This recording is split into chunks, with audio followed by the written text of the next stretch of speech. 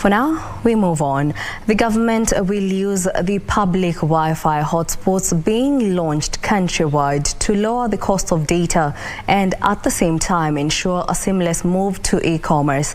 ICT and Digital Economy Cabinet Secretary Eliud Owalo, speaking exclusively to KBC Channel 1 on the commemoration of 100 days since President William Ruto took over the reins of power, says the recently launched Hustler Fund is on course to making millions of Kenyans entrepreneurs instead of job seekers.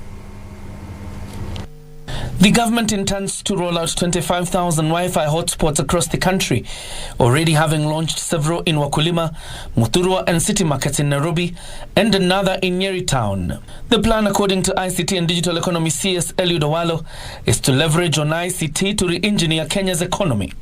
We are not just thinking of reducing the cost of data. We are going to step forward to provide free Wi-Fi in integral components of the Kenyan society, like markets, schools.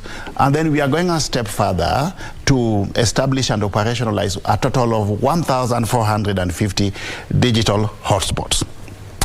Now, with that in place, we can then move to the next level and think of how we want to leverage on technological platforms to facilitate delivery of government services.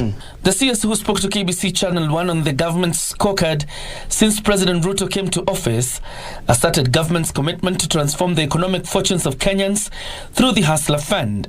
Overall, with this intervention in the market, we are going to get more people who are hitherto not having anything to do, getting into productive economic activity.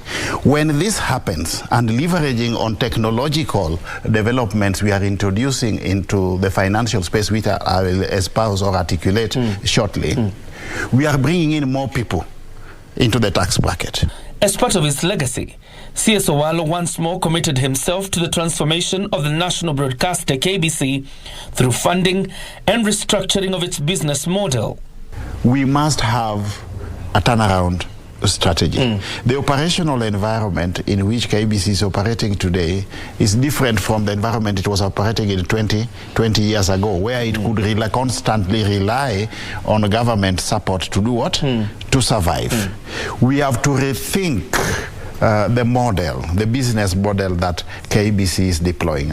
With shifting dynamics in the media industry, the CS promised to champion for the freedom of the media, even as he called for closer collaboration between government and the sector.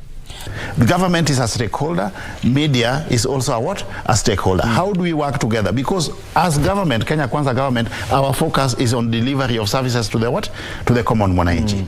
We will give the media houses the freedom, the press freedom that is enshrined in our constitutional dispensation, but we also need objectivity. John Jacob Curia, The Lunchtime News.